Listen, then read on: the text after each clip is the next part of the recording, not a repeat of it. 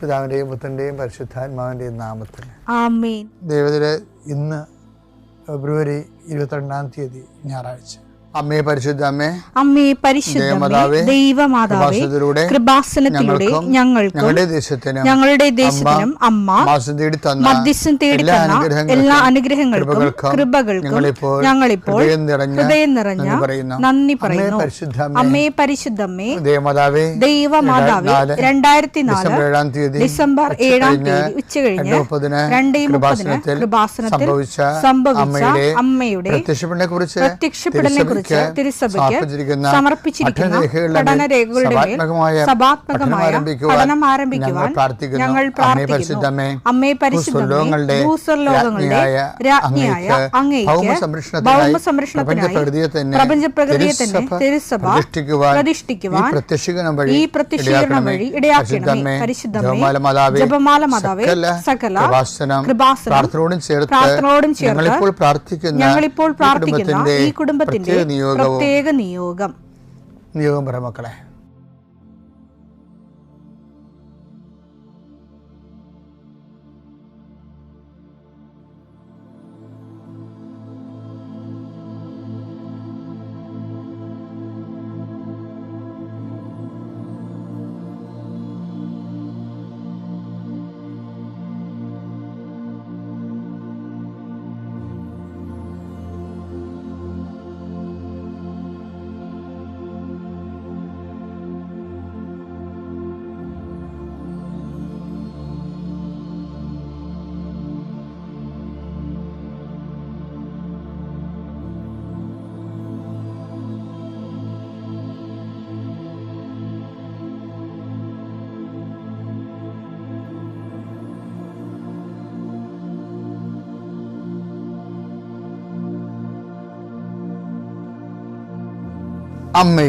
അമ്മയുടെ പ്രത്യക്ഷീകരണത്തിന്റെ ഈ അനുഗ്രഹവേളയിൽ ഞങ്ങൾക്ക് സാധിച്ചു തരുവാൻ കനിയണമേ. ആമേൻ. വിശ്വാസ പ്രമാണം. സർവശക്തനായ പിതാവും ആകാശത്തിന്റെയും ഭൂമിയുടെയും സൃഷ്ടാവുമായ ദൈവത്തിൽ ഞാൻ വിശ്വസിക്കുന്നു. അവിടുത്തെ ഏകപുത്രനും ഞങ്ങളുടെ കർത്താവുമായ ഈശോമിശിഹായിലും ഞാൻ വിശ്വസിക്കുന്നു. ഈ പുത്രൻ പരിശുദ്ധാത്മാവിനാൽ ഗർഭസ്ഥനായി കന്യകാമറിയത്തിൽ നിന്ന് പിറന്ന് പൊന്തിയോസ് പീലാത്തോസിന്റെ കാലത്ത് പീഡകൾ സഹിച്ച് കുരിശിൽ തറയ്ക്കപ്പെട്ട് മരിച്ച് അടക്കപ്പെട്ട് പാതാളങ്ങളിൽ ഇറങ്ങി മരിച്ചവരുടെ ഇടയിൽ നിന്ന് 3-ാം നാൾ ഉയർത്ത് സ്വർഗത്തിലേക്ക് എഴുന്നള്ളി സർവശക്തിയുള്ള പിതാവായ ദൈവത്തിന്റെ വലതുഭാഗത്തിരിക്കുന്നു. അവിടെ നിന്ന് ജീവിക്കുന്നവരെയും മരിച്ചവരെയും വിധിക്കുവാൻ വരുമെന്നും ഞാൻ വിശ്വസിക്കുന്നു. പരിശുദ്ധാത്മാവിലും ഞാൻ വിശ്വസിക്കുന്നു. വിശുദ്ധ കത്തോലിക്കാ സഭയിലും പുണ്യവാന്മാരുടെ ഐക്യത്തിലും പാപങ്ങളുടെ മോചനത്തിലും ശരീരത്തിന്റെ ഉയർപ്പിലും നിത്യമായ ജീവിതത്തിലും ഞാൻ വിശ്വസിക്കുന്നു. ആമേൻ. സ്വർഗ്ഗസ്ഥനായ ഞങ്ങളുടെ പിതാവേ, അങ്ങയുടെ നാമം പൂജിതമാകണമേ. അങ്ങയുടെ രാജ്യം വരണമേ. അങ്ങയുടെ തിരുമനസ് സ്വർഗത്തിലെ പോലെ ഭൂമിയിലും ആകണമേ. അന്നു വേണ്ടുന്ന ആഹാരം ഇന്ന് ഞങ്ങൾക്ക് തരണമേ. ഞങ്ങളോട് തെറ്റ് ചെയ്യുന്നവരോട് ഞങ്ങൾ ക്ഷമിക്കുന്നത് പോലെ ഞങ്ങളുടെ തെറ്റുകൾ ഞങ്ങളോടും ക്ഷമിക്കണമേ. ഞങ്ങളെ പ്രലോഭനത്തിൽ ഉൾപ്പെടുത്തരുതേ, തിന്മയിൽ ഞങ്ങൾ രക്ഷിക്കണമേ. ആമേൻ. നന്മ നിറഞ്ഞ മറിയമേ, സ്വസ്തി. കർത്താവ് അങ്ങയുടെ കൂടെ സ്ത്രീകളിൽ അങ്ങ് അനുഗ്രഹിക്കപ്പെട്ടവളാകുന്നു. അങ്ങയുടെ ഉദരത്തിൻ ഫലമായി ഈശോ അനുഗ്രഹിക്കപ്പെട്ടവനാകുന്നു. പരിശുദ്ധ മറിയമേ, തമ്പുരാന്റെ അമ്മേ, പാപികളായ ഞങ്ങൾക്ക് വേണ്ടി ഇപ്പോഴും ഞങ്ങളുടെ മരണസമയത്തും തമ്പുരാനോട് അപേക്ഷിക്കണമേ. ആമേൻ. കർത്താവേ, നിന്റെ ഉന്നതമായ നാമത്തിന് സ്തോത്രം ചെയ്യുന്നു.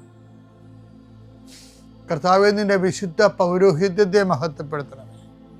കർത്താവേ, സഭയിലുള്ള സാന്നിധ്യം പ്രകടമാക്കണമേ.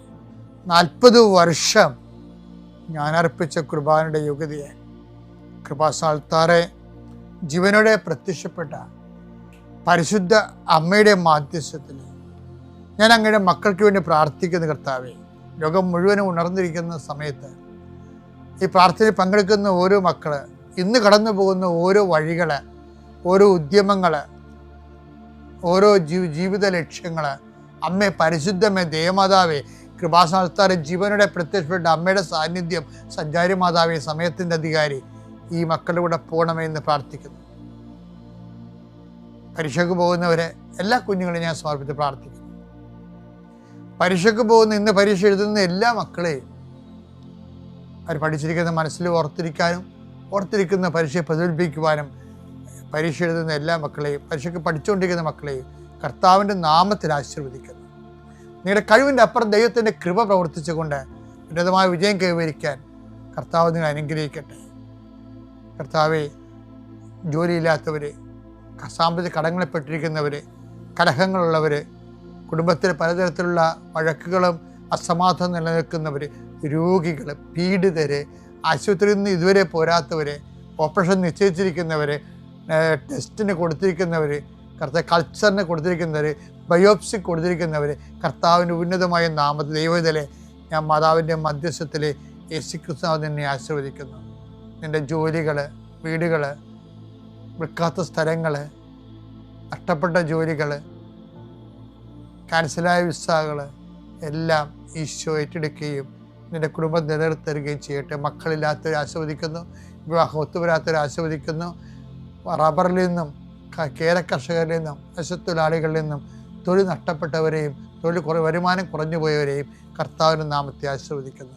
എൻ്റെ കർത്താവിൻ്റെതുമായ നാമത്തിൽ, സഭയുടെ അധികാരത്തിൽ, കുരിശിൻ്റെ അടയാളത്തിൽ, ദൈവശക്തിയാൽ ഞാൻ നിന്നെ ആശീർവദിക്കുന്നു.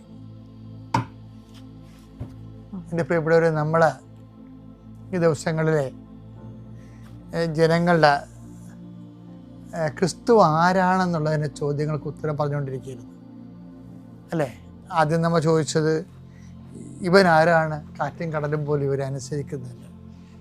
അപ്പം ഇരുട്ട് കടലിലേക്ക് തള്ളിവിടുന്നതിനെക്കുറിച്ച് നമ്മൾ പറഞ്ഞു. പിന്നെ പറഞ്ഞത് കർത്താവ് തന്നെ ചോദിക്കുന്നു, ഞാൻ ആരാണെന്നാണ് ജനങ്ങൾ പറയുന്നത്. പിന്നെ പറഞ്ഞത് ഞാൻ ആരാണെന്നാണ് നിങ്ങൾ പറയുന്നത്. അപ്പം അത് ദൈവത്തിൻ്റെ ആദ്യ അനുഗ്രഹം, പിന്നെ അഭിഷേകം, പിന്നെ അധികാരമായിട്ട് ആത്മീയ വളർച്ച പൂർണ്ണമാക്കുന്നത് നമ്മൾ കണ്ട്. ഇപ്പം നമ്മൾ ചോദിക്കുന്നത് ഇതിനെല്ലാത്തിൻ്റെ ഒരു താക്കോലുണ്ട്. ഈ പടിപടിയായിട്ട് വളരുന്നുണ്ടല്ലോ, ക്രിസ്തുവിൽ വളരുന്നുണ്ടല്ലോ. ഈ ക്രിസ്തുവിൽ വളരുന്നതിനൊരു മാനദണ്ഡമുണ്ട്. എല്ലാത്തിനും ഈ അധികാരം കൈമാറ്റത്തിന് അറിവ് മാത്രം പോരാ. സെമയോൻ എന്ന് വിളിച്ചിട്ട് പറയും, മാംസരക്തങ്ങളല്ല, എൻ്റെ സ്വർഗസ്ഥനായ പിതാവാണ് നിനക്ക് ഇത് വെളിപ്പെടുത്തിയെന്ന് പറഞ്ഞിട്ട് അവിടെ സ്വർഗരാജ്യ താക്കോൽ നിനക്ക് തരുമെന്ന് പറയും. 16:19 സ്വർഗരാജ്യത്തിന്റെ താക്കോലുകൾ നിനക്ക് ഞാൻ തരും. നീ ഭൂമിയിൽ കെട്ടുന്നതെല്ലാം സ്വർഗത്തിലും കെട്ടപ്പെട്ടിരിക്കും. അതാണ് വിഷയം. അവിടെ ഈ സെമയോൻ മാംസരക്തങ്ങളല്ല, എൻ്റെ സ്വർഗസ്ഥനായ പിതാവാണ് നിനക്കിത് വെളിപ്പെടുത്തിയതെന്നാണ്. അപ്പോൾ ആ വെളിപാട് വചനത്തിൽ അവൻ്റെ ക്രിസ്തുവിനെ കുറിച്ചൊരു അറിവ് കിട്ടുമ്പോൾ ഈശോ കൊടുക്കുന്ന ഒരു ഓഫറുണ്ട്. എന്താണ്? ആ സ്വർഗരാജ്യത്തിൻ്റെ താക്കോലുകൾ ഞാൻ നിനക്ക് തരും. അപ്പോൾ കൊടുത്തിട്ടില്ല, തരുമെന്നൊരു ഓഫർ കൊടുത്തിട്ടേ ഉള്ളൂ. അറിവിന് അങ്ങനെ ഒരു പ്രശ്നങ്ങളുണ്ട്. പക്ഷെ കൈ കിട്ടും, കോൺക്രീറ്റ് ആയിട്ട്, ടഞ്ചിബിളായിട്ട്, വൈറ്റ് ആൻഡ് ബ്ലാക്ക് ആയിട്ട്, ക്യാഷ് ആൻഡ് കൈൻഡ് ആയിട്ട് കൈ കിട്ടണമെന്നുണ്ടെങ്കിൽ 10 ദിവസം വേറെ പല കടമ്പകളും കടക്കണം. അതിലൊരു ഏറ്റവും വലിയ കടമ്പ എന്താണ്? ശിമയോൻ, നീ ഇവരെക്കാൾ അധികമായി എന്നെ സ്നേഹിക്കുന്നുവോ? യോഹന്നാൻ 21:15. അവരുടെ പ്രാതൽ കഴിഞ്ഞപ്പോൾ യേശു ശിമയോൻ പത്രോസിനോട് ചോദിച്ചു, യോഹന്നാന്റെ പുത്രനായ ശിമയോനെ, നീ ഇവരെക്കാൾ അധികമായി എന്നെ സ്നേഹിക്കുന്നുവോ? കണ്ട, അതാണ് വിഷയം. മറ്റ് സ്വർഗരാജ്യത്തിന്റെ താക്കോലുകൾ ഞാൻ നിനക്ക് തരുമെന്നേ പറഞ്ഞിട്ടുള്ളൂ. കൊടുക്കണേ എപ്പോഴാണ്? ഈ അറിവ് നമ്മൾ സ്നേഹമായി ജീവിക്കുമ്പോഴാണ്. കർത്താവിന് നീ ഇവരെക്കാൾ അധികമായി എന്നെ സ്നേഹിക്കുന്നുവോ? അപ്പോൾ ഇതിൻ്റെ അകത്ത് കുറേ രഹസ്യ കച്ചവടങ്ങൾ നടന്നിട്ടുണ്ട്. കുറേ രഹസ്യ കച്ചവടങ്ങൾ എന്ന് വെച്ചാൽ ഈ അണ്ടർഗ്രൗണ്ട് കേബിൾ എന്ന് പറഞ്ഞ പോലെ കർത്താവും പത്രോസും തമ്മിൽ അണ്ടർഗ്രൗണ്ട് കേബിളുണ്ട്. ഈ പുറമേ നടക്കുന്ന കക്ഷികൾക്കൊന്നും മനസ്സിലാകത്തില്ല. അപ്പോൾ പത്രോസ് പറഞ്ഞ്, കർത്താവ് ഞാൻ നിന്നെ സ്നേഹിക്കണമെന്ന് നിനക്കറിയാമല്ലോ എന്ന് പറയും. അപ്പോൾ കർത്താവ് പറയും, നീ എൻ്റെ കുഞ്ഞാടുകളെ മേയ്ക്കുക. അവൻ പറഞ്ഞു ഉവ്വ് കർത്താവേ, ഞാൻ നിന്നെ സ്നേഹിക്കുന്നുവെന്ന് നീ അറിയുന്നുവല്ലോ. യേശു അവനോട് പറഞ്ഞു, എന്റെ ആടുകളെ മേയ്ക്കുക. കമാൻഡ് ചെയ്യണം. പണ്ട് സ്വർഗ്ഗരാജ്യത്തിന് താക്കോൽ തരുമെന്ന് പറഞ്ഞിട്ടില്ലേ? അപ്പൊ അധികാരം കൊടുക്കണം സഭയുടെ പേര്. ഇപ്പോഴാണ് കൊടുക്കണത്. കാര്യം മറ്റേ അറിവൊക്കെ കുഴപ്പമില്ല, പക്ഷേ അറിവല്ല പ്രാധാന്യം. എന്താണ്? സ്നേഹമാണ് പ്രാധാന്യം. അറിവിന് ഒരു പകുതി 50%, പക്ഷെ 50% ഇരിക്കുന്നത് സ്നേഹത്തിലാണ്. നീ എൻ്റെ ആടുകളെ മേയ്ക്കുക. വീണ്ടും പത്രോസിനോട് സെയിം ക്വസ്റ്റ്യൻ ചോദിക്കും. യോഹന്നാന്റെ പുത്രനായ ശിമയോനെ, നീ എന്നെ സ്നേഹിക്കുന്നുവോ? അവൻ പറഞ്ഞു, ഉവ്വ് കർത്താവേ, ഞാൻ നിന്നെ സ്നേഹിക്കുന്നുവെന്ന് നീ അറിയുന്നുവല്ലോ. അവൻ പറഞ്ഞു, എന്റെ കുഞ്ഞാടുകളെ മേയ്ക്കുക. അവസാനം സഭയുടെ ഘട്ടം ഘട്ടമായിട്ടുള്ള അധികാരങ്ങൾ ഏൽപ്പിക്കുക. പക്ഷെ ഇനി ഈ തുറുപ്പ്, പത്രോസിന്റെ ഒരു തുറുപ്പുണ്ട്. ആ തുറുപ്പ് കാണിക്കാൻ കർത്താവ് പറയും. അത് ആർക്ക് വേണ്ടിയാണെന്നറിയാവോ? ഈ കൂടെ നിൽക്കുന്ന അണ്ണന്മാർക്ക് വേണ്ടി. പണ്ട് തന്നെ ഇവർ പ്രശ്നക്കാരാണ്. ഇവര് താബോർമലയിൽ കർത്താവ് പത്രോസിനെയും യോഹന്നാനെയും യാക്കോബിനെയും കൊണ്ട് പോയപ്പോൾ തന്നെ പിറുപിറുപ്പ്, താഴെ അന്ത്രയോസ് ഉൾപ്പെടെ പിറുപിറുത്ത പാർട്ടിയാണ്. അങ്ങനെയാണ് ആ അപസ്മാര രോഗിയൊക്കെ വന്നിട്ട്, അത് നമുക്കൊരു ദിവസം കാണാം അതിനെക്കുറിച്ച്.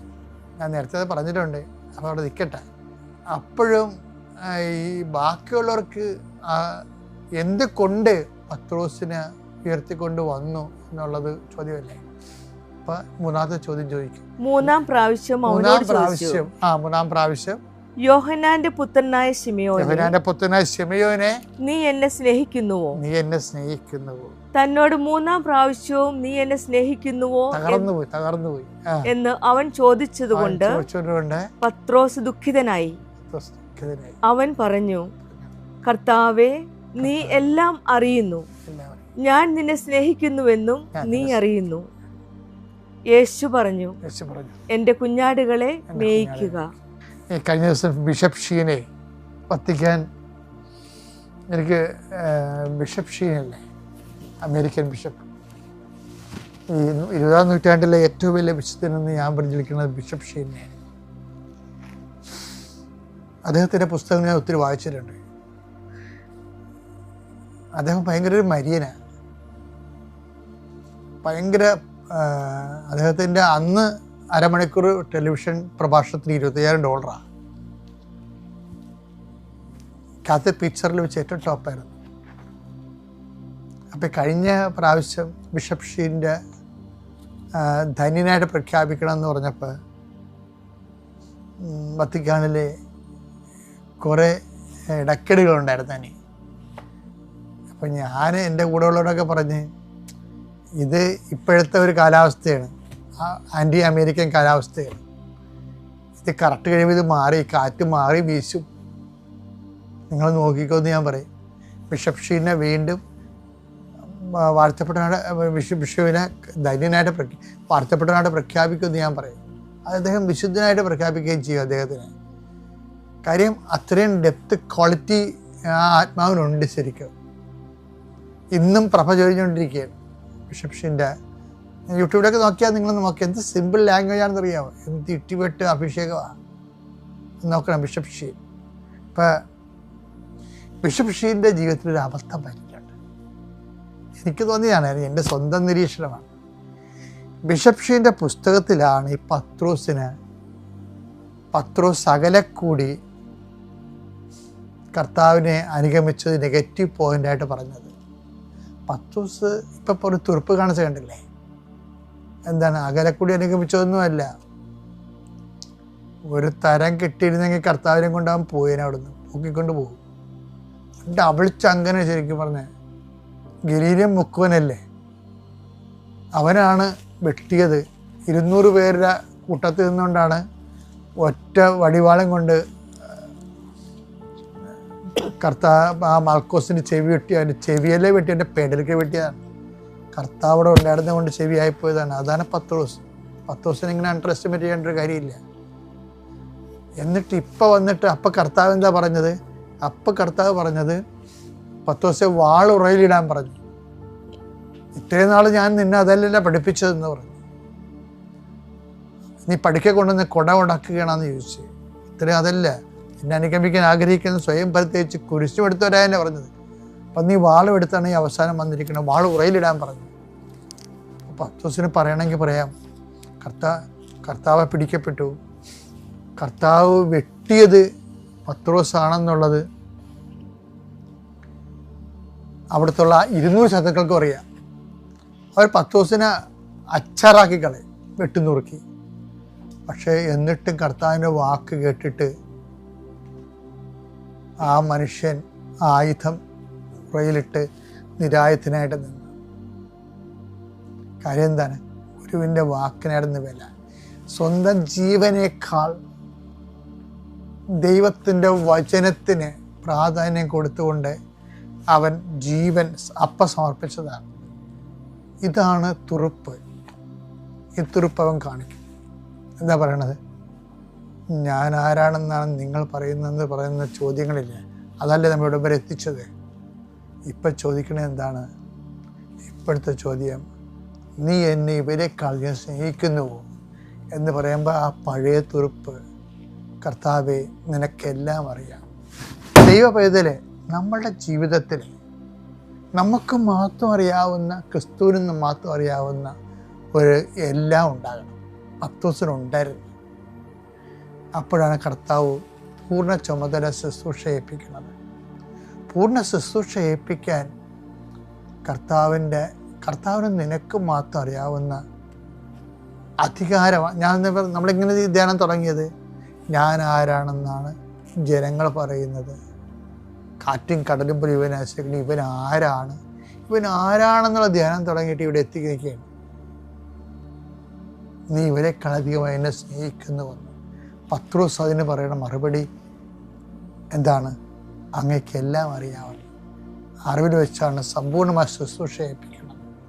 ശുശ്രൂഷയാണ് നിൻ്റെ ഉദ്ദേശമെങ്കിൽ കർത്താവിനെക്കുറിച്ച് അറിയുകയും ആ അറിവിനെ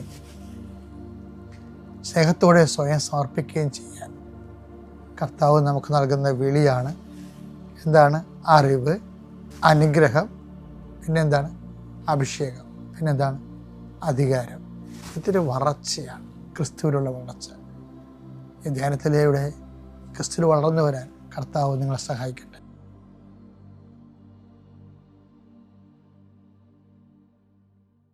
അത്യപൂർവ ദൈവാനുഭവങ്ങൾ ഇനി നിങ്ങൾക്കും സ്വന്തം. ഈ യൂട്യൂബ് ചാനൽ ഇതുവരെ സബ്സ്ക്രൈബ് ചെയ്തിട്ടില്ലെങ്കിൽ ഇപ്പോൾ തന്നെ സബ്സ്ക്രൈബ് ചെയ്യുക. ഈ വീഡിയോ ഇപ്പോൾ തന്നെ നിങ്ങളുടെ സുഹൃത്തുക്കൾക്ക് ഷെയർ ചെയ്തുകൊണ്ട് കർത്താവിൻ്റെ പ്രേക്ഷിതരാകുക.